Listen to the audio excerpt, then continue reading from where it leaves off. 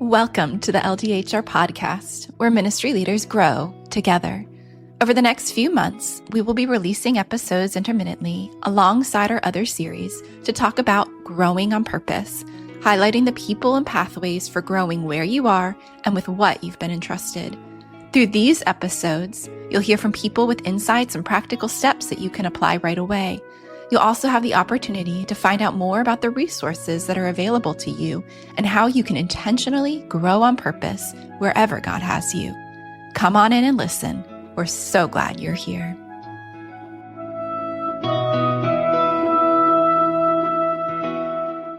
Well, Roger Osbaldiston, welcome to the LDHR podcast. I am so glad you're able to join me today. To start off, can you just tell us a little bit about yourself? Namely, maybe your journey with Crew, and then where you are currently living and working. Yeah, thank you, Beth. It's great to be with you. And it's really fantastic to have this opportunity to talk about Working Genius, but also say hi to my friends at Crew. I spent 35 years in full-time ministry with Crew in different roles. So starting on university campus as a student and then served in New Zealand for many years. So I'm currently living in Auckland, New Zealand. But my time with Crew took me through different roles, including a number of years on the global executive team and working with student movements and with leader impact. Today, I now work for a church network. So I'm leading a network of just over 100 churches around New Zealand. So a little bit of a different season of life for us. But I'm actually still a volunteer with Crew, and I'm actually still in the Crew office here in New Zealand. It's called Tandem Ministries. So I haven't gone very far. Love the ministry. It's great to be able to have this opportunity to connect as well. Well, that's great. Well, thank you so much for joining us and coming back and sharing a little bit more with Crew. And as you already mentioned, today we are going to be talking about the working genius. We've been doing a series called Growing on Purpose. And today we are going to look at this tool. It's kind of a newer tool out there. Maybe some people have gotten to use it. Maybe others haven't even heard of it. So for those who may not be familiar, how would you describe Working Genius? And what first drew you to it personally? I'm, probably like many people who've been around for a while, and especially in an organization like Crew that's really, has a strong emphasis on leadership development and growing. I've done a number of different assessments, tests for personality, for working style and team development. So I actually have a whole box file of different things I've gathered over the years. But about 4 or 5 years ago, a Canadian friend introduced me to Working Genius. He said, "Oh, you really need to have a look at this." And so he did an assessment for me and we talked about it together. And it picks up a lot of the commonalities from other tests. But the thing that really drew me to it was its simplicity. It's really simple. And I'm kind of a simple person. And I just love that I could remember it really clearly. But the second thing about it that really stood out to me was that it was immediately applicable to work, and especially teamwork. So that was probably what really, drew me to it initially. Yes, I've had the chance to work with about 30 different teams now, still volunteer with Crew and do Working Genius with most of the teams here in New Zealand.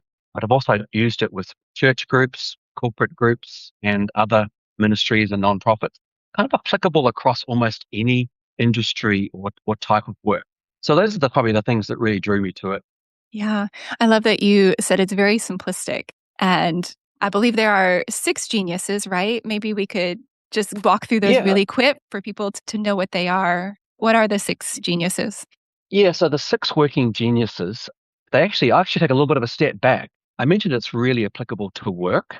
And so it came from actually 3 components of work. And then they began to think about the skill sets, or geniuses as they call them, that apply to different stages of work.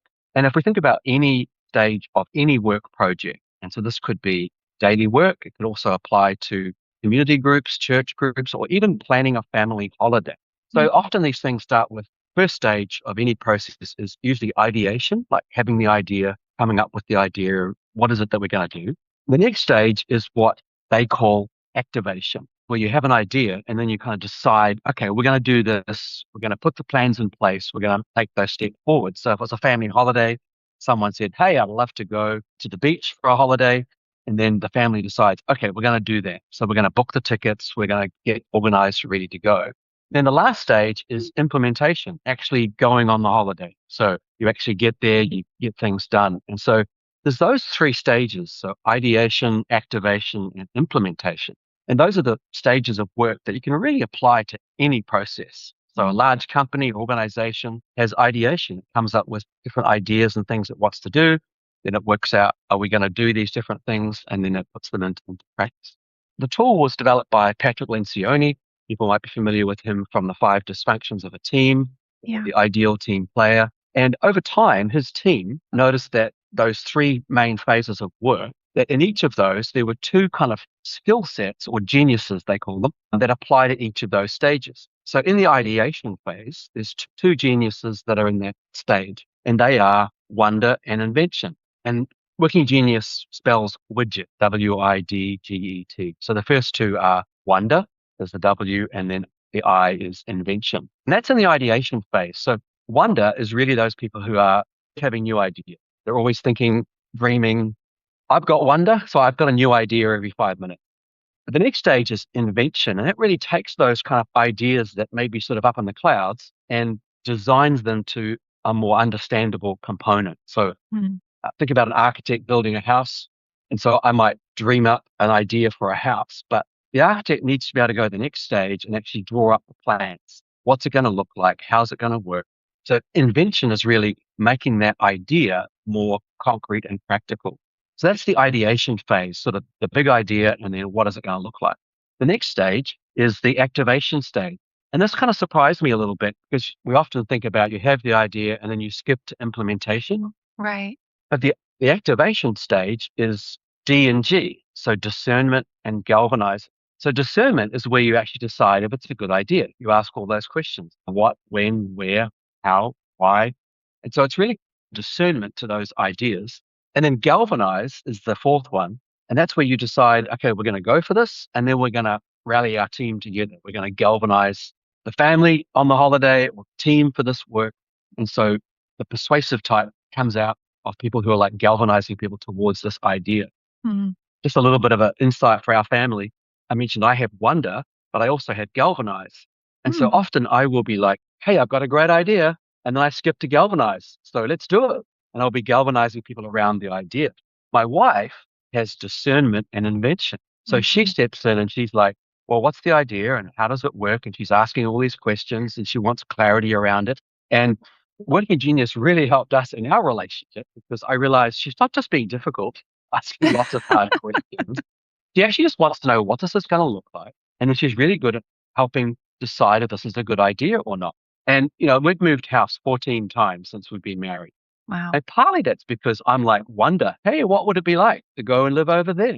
And then I galvanize. And so we've kind of learned that if I just slow down and listen to her more often, we maybe wouldn't have moved house so many times. And so that's been really helpful for us.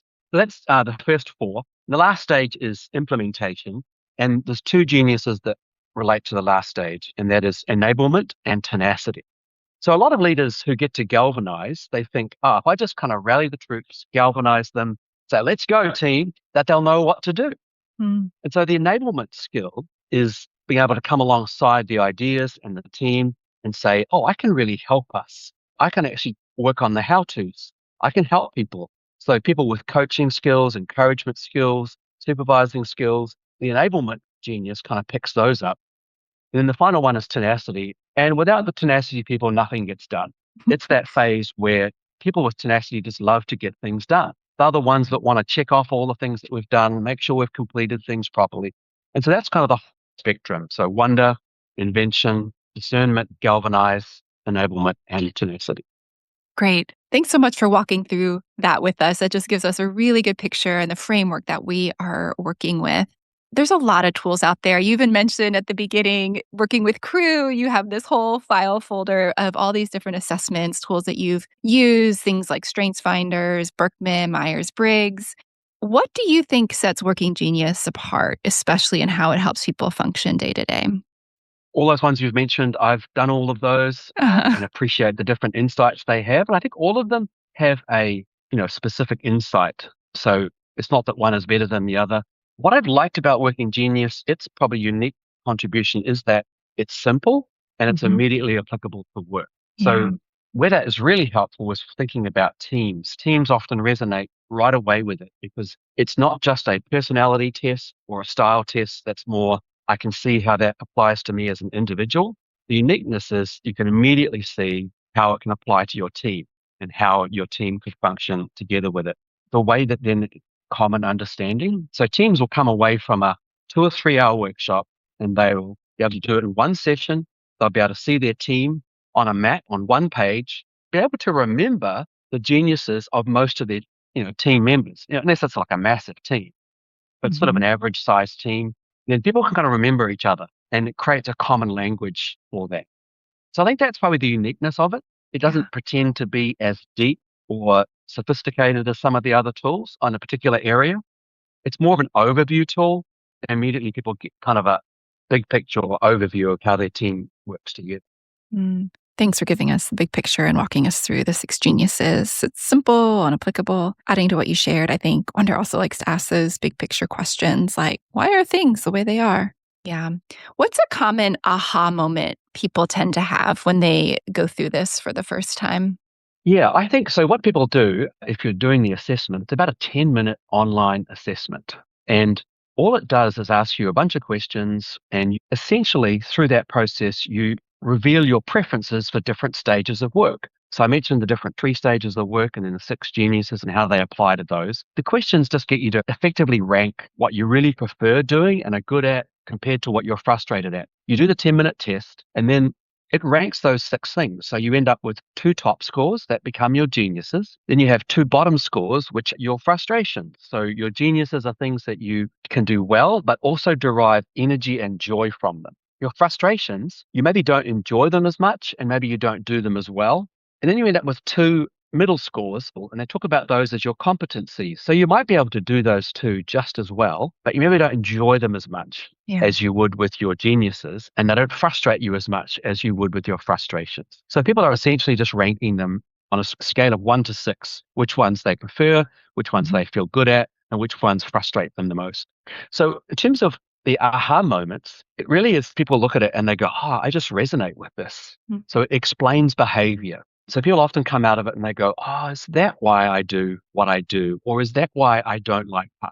So my wife works with a lot of entrepreneurs and often solo entrepreneurs who are starting a business. And she had me do a workshop with them, with a group of them one day. And the main aha moment is some of them are entrepreneurs. So they're real ideas people and love to have an idea and put it into practice. But they're really, a number of them were weak on the tenacity, like getting it done stage. And so the aha moment was like, so actually my genius is the ideas and the galvanizing component. So I don't need to feel guilty about the fact that I'm not a get it done person. And so one of the aha moments for them was, I can outsource that. I can actually hire someone. Maybe my next step in my business is to hire a part-time administrator to pick up those pieces because that's not my skill set. And so it really explains behavior. And often that's what happens in teams. There's often a team aha moment as well when teams kind of see, that's why you do what you do, why we appreciate that, but also sometimes why that frustrates us. So it kind of gives those sort of moments of explaining behavior. Those are great examples of aha moments. And you use the word guilt in there, which makes me want to ask, one of Working Genius's claims is that it helps reduce guilt and judgment on teams. What does that actually look like in real life?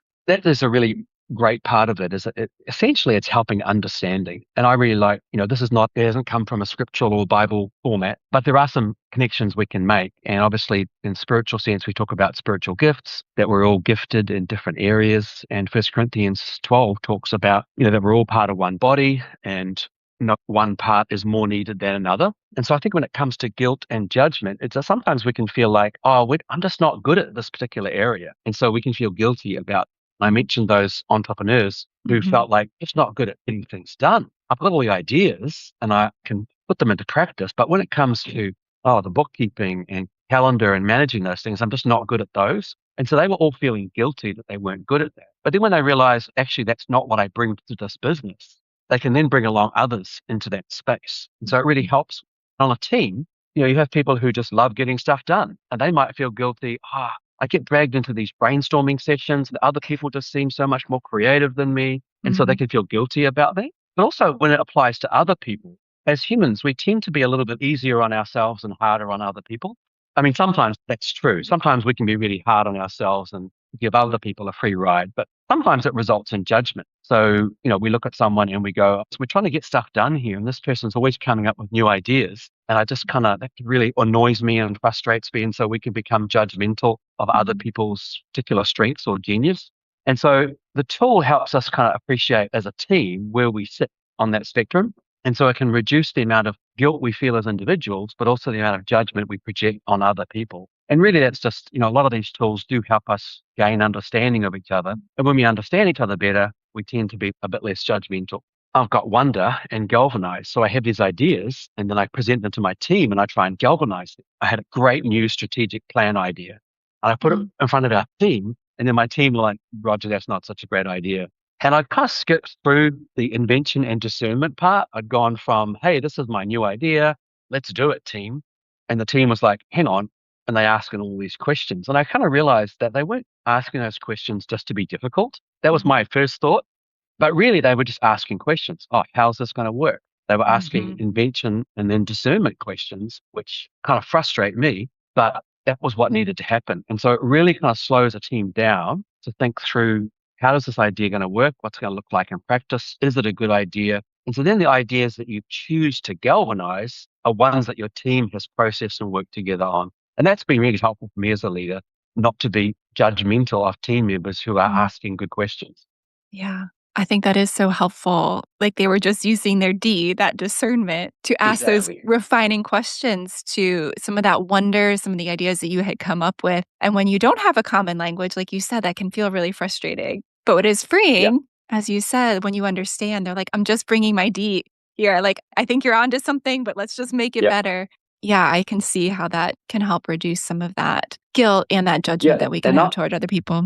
I'm working on a new team now. So I'm leading a new team in a different environment, in a church environment. And we did Working Genius together last year. One of them has D for a genius. And it was a real aha moment because that person is kind of known as the team as the one who asks lots of questions. The team get frustrated with him because this person always seems to be, they might see it as someone who's trying to block progress. But actually, they're just using their genius and they're asking good questions. And they're the only one on the team who has that skill set. We're in a discernment process. We need to actually slow down and listen to them because they've thought through things or asking different sets of questions that everybody else is not asking. That's really helpful to know, especially if they're the only one. You can realize, oh yeah, you are bringing this and we actually really need this. And you can tap into that and recognize what they're doing.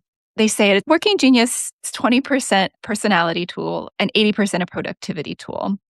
What does that mean? And how does it shape the way a team gets work done? Yes, I think that's part of what I mentioned earlier about, it's a 10-minute test that you do online and it gives you a glimpse into your personality and your style, but it's really more of a big picture tool. So it's not intending to be a detailed personality assessment or tool like some of the others are. And that's probably why they say it's 20% personality and 80% productivity. So it really gets you to do an overview picture of your style, and personality only comes out so much as your preferences in terms of how you are created and your natural abilities and what you like doing and what you're good at. So it only kind of picks up that side of it and it thinks about the areas that are immediately applicable to a work or team environment. And so that's where I think it's different, perhaps to some of the other tests. So if you want something that's a bit more detailed, that goes into more personality style, some of the other tests might be more useful. What I like about it is you don't need to do a whole lot of other ways to make a test kind of fit a team context. It immediately applies into a team context. And so it begins to shape teamwork by thinking about what are the roles on a team. If you think about the 6 different areas and the different stages of work, one of the most helpful things can then look at team map. When you do the assessment, the Working Genius assessment, then you put people together in a team and you can print a team map. And so it pulls out a map that shows the 6 different areas of genius and then where everybody sits in terms of your genius and frustrations. So it kind of shows the geniuses in green and the frustrations in red. So you can kind of see immediately where people sit. And so you can look at the map and you can go, oh, our team's got lots of people in the creative space, but not many in the tenacity. So then the team can look at it and go, this is why we tend to talk around about a lot of ideas, but never actually get anything done. Or flip side of that, I did Working Genius with a group of lawyers. So it was about 15 lawyers in a firm and I did Working Genius with. And it was fascinating. Most of them were enablement and tenacity. Mm. because they're not about being creative. You don't really want necessarily always a creative lawyer. Now, sometimes you want, but you want someone who knows what the law is and how it applies to the situation, who's really key on detail, Mhm. and someone who can get stuff done for you. It didn't surprise me that they all came out as enablement and tenacity. And so you can look at different industries, and sometimes the profile tends to fit that industry a little bit different. So when we've done this with ministry ones, and especially crew teams, crew is overweighted in the discernment and galvanize space, Mm. which kind of makes sense because we're really big on the spiritual side. We want to know spiritually discerning. We want to know that things are correct and right. And then crew has tended to attract a lot of people who are good at galvanizing people. We're always recruiting people to our support teams, ministry partners. We're recruiting to conferences, events. We're encouraging people to come along to evangelistic outreaches. And so we've tended to attract a lot of people who are really good at often discernment and galvanize. That also means as a whole, maybe we're a bit weaker on the wonder and invention side. So people who are like really creative and come up with new ideas, they'll often struggle with people who will say, yeah, but we've been doing this for 70 years and this is how we do it.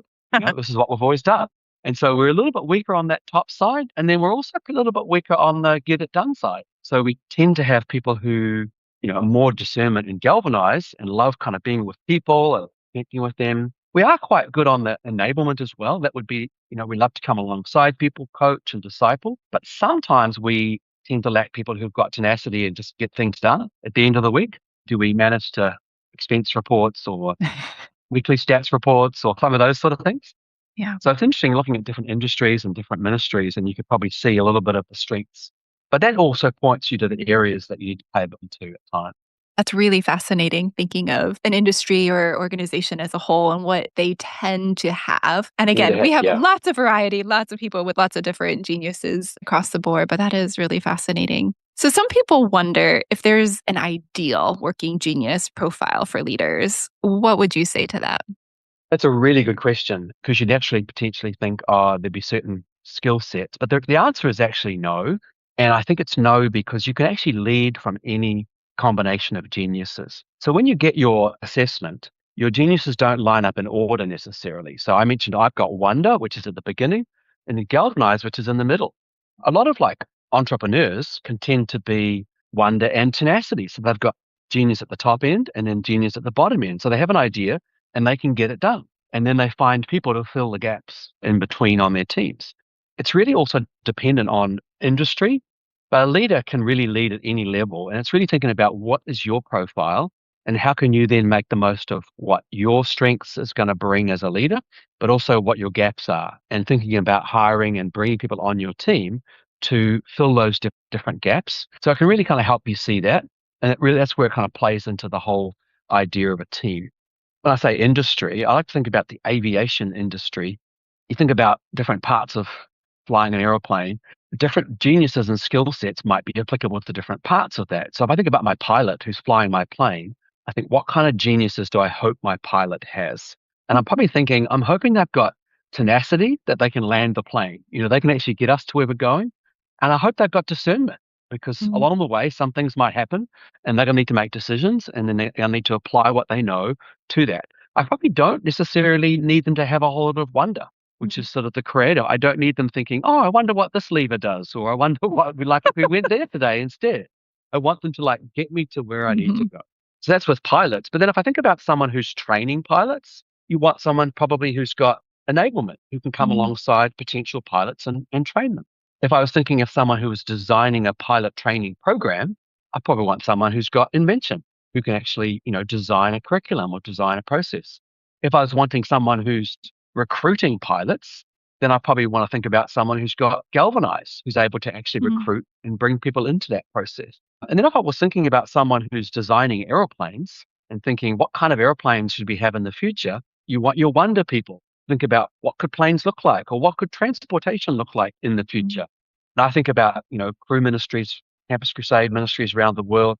We need different skill sets at different stages. We need the people who are going to bring out the wonder and the invention and help us think about how we're going to reach the next generation. But then you also need people who are really discerning and knowing what's good for now. How do we contextualize that? And then we still need people who've got galvanized, who are able to bring teams together. And then we need the operations people who are able to get things done. We need the coaches and the trainers who are able to come alongside with their enablement skills.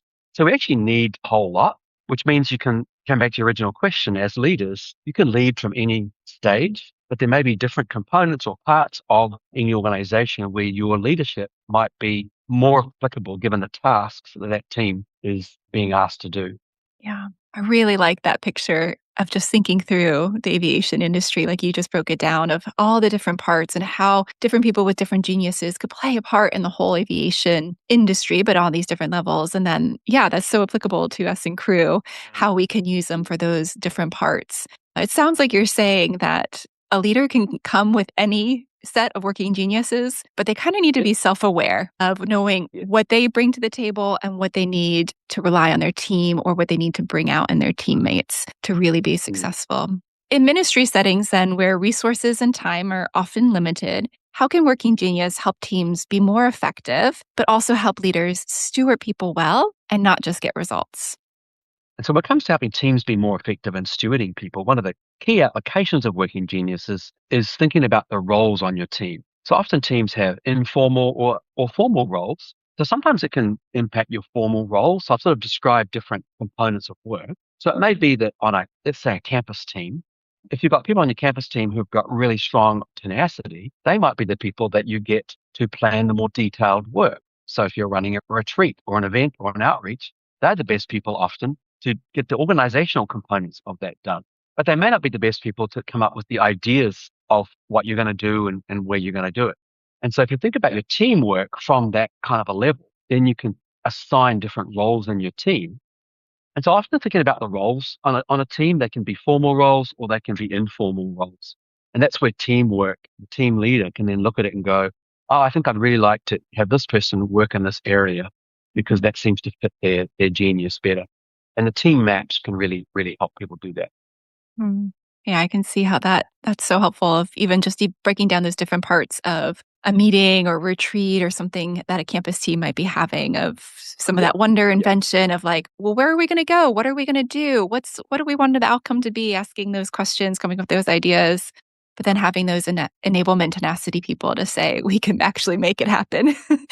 That's really great. So whether or not a team has gone through the working genius, what's one mindset shift you'd want every listener to walk away with today when it comes to how they work? Two, actually. So just mentioned different team meetings, and that's a key piece about the altitude is that they talk about each meeting has an altitude as well. So some meetings can be ground level meetings. They're like to get us done. What are we doing this week? What are we doing today? And then you're like offsite brainstorm ones are kind of your high altitude meetings. And that's a real one piece that a team can walk away. We often talk about leaders leaving a wake, like you're moving ahead and then you look behind and you look, oh, what's happening behind me? And Working Genius, Patrick Lencioni talks about leaders have a 2 times impact on their team. So if you're leading a team, your genius is going to have a double impact on your team than anyone else on the team. So because you're the leader, people are going to pay more attention to what you're saying and doing. That was when I was like having a lot of wonder moments in being creative. I'd come into my team meetings and I'd say, hey team, I've been thinking. And then my team would put their head in their hands and go, oh no, getting their heads around where we're at. And the leader's coming in with another idea. And so just being aware, like that whole self-awareness of behavior and thinking about your leadership and what is the wake that you're creating, your geniuses, the way that you kind of interact with your team, that's going to be having an impact on the team. And so just leading with that kind of awareness, I think is probably the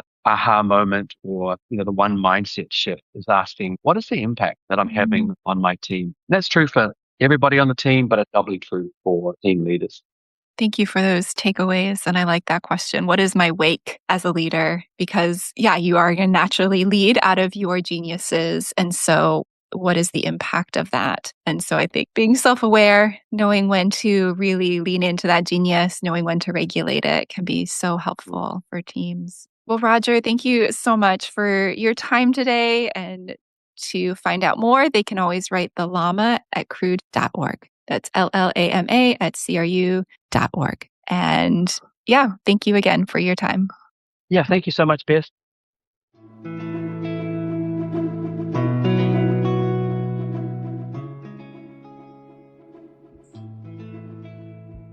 Thanks for listening. What is your next step based on what you learned today? If you lead a team, one simple next step might be this. Start the conversation. Ask yourself and your team, What kind of work gives you life? And what kind drains you? Those small conversations can shift culture over time, reducing frustration, increasing clarity, and helping people show up as their best selves. If you'd like to hear more about how you can implement Working Genius for your team, write to the llama at llama@cru.org. That's LLAMA@CRU.org. Thanks for joining us, and we'll see you next time.